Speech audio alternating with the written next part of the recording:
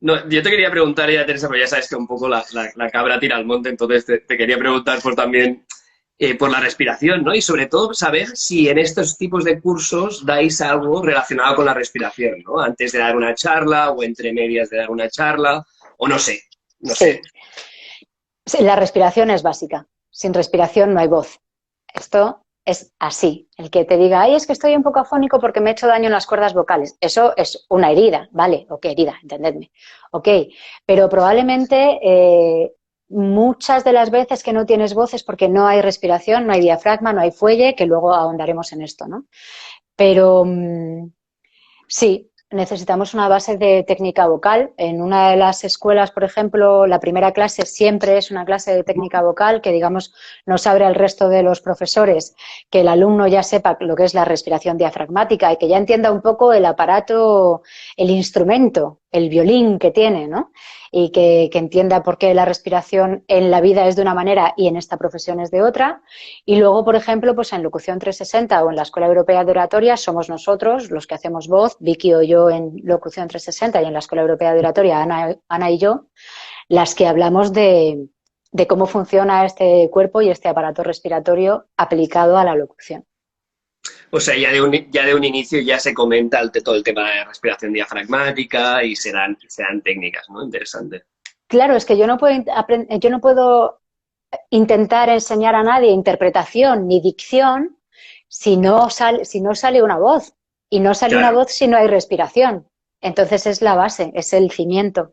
Y esto de que no salga una voz, o sea, pasa a menudo. Es decir, os llega gente, por ejemplo, en un curso de Sí. estos de locución que dices, mira, es que no me sale, ¿no? No me sale.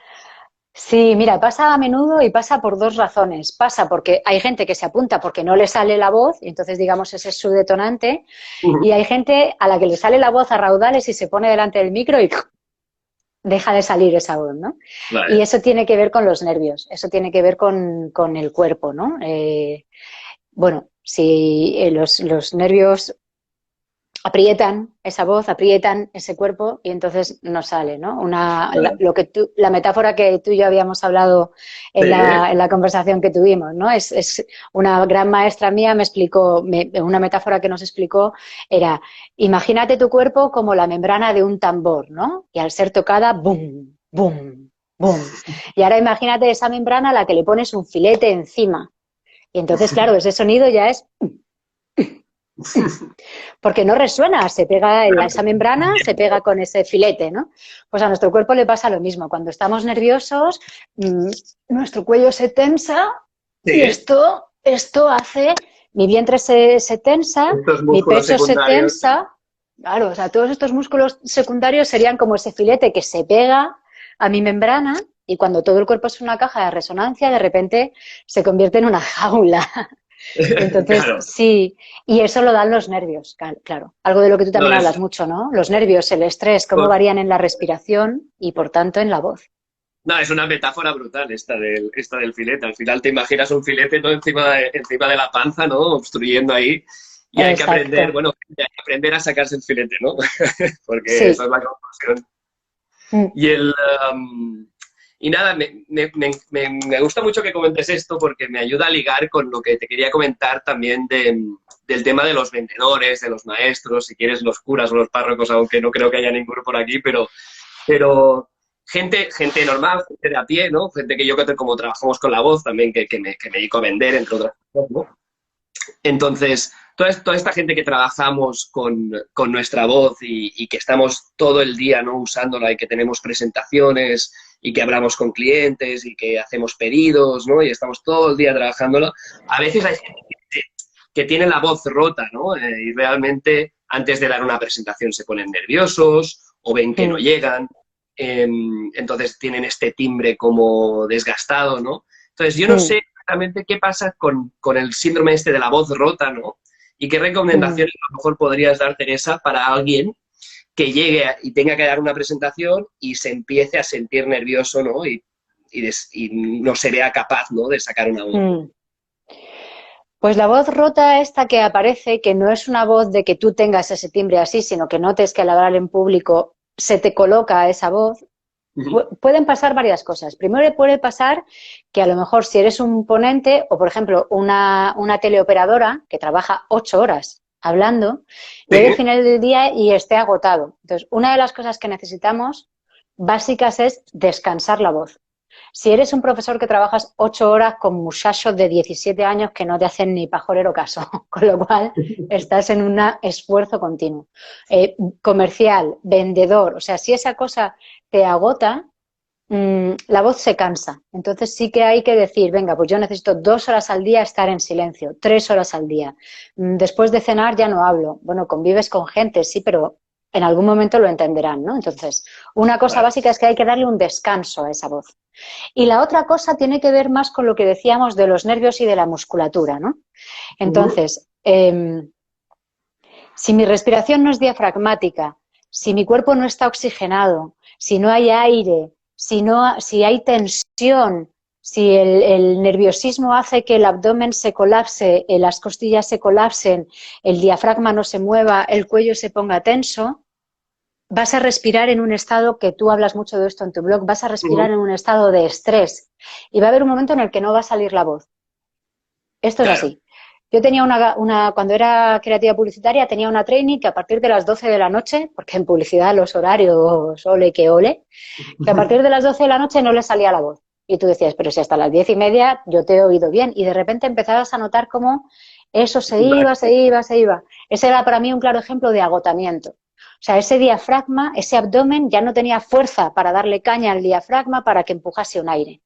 Entonces, ese es uno de los ejemplos. Y el otro ejemplo es el del ponente, que justo antes de salir colapsa, se pone nervioso, te empieza a apretar, y si aprietas esta cosa... O sea, yo ahora mismo para hacer esto, que no lo quiero hacer mucho porque aparte te haces daño, yo tengo ahora mismo el abdomen apretado, la costilla absolutamente colapsada y aquí tengo una tensión clavicular. Y te pones, claro, te pones tensionado y no te sale, claro, no te sale. Claro, y eso es todo, tenemos un cerebro entrenado para salvarnos la vida. Entonces tu cerebro dice, claro, que gracias a Dios, también te lo digo, pero entonces tu cerebro activa un mecanismo de defensa que es tensar todo el cuerpo porque estás nervioso, activa los mecanismos del estrés. Y eso en lugar de ayudarnos nos mata, cuando en realidad lo que más nos va a solucionar la vida en ese momento es una respiración profunda, es una dilatación completa de nuestro aparato, esa respiración que esa sí ha de ser nasal.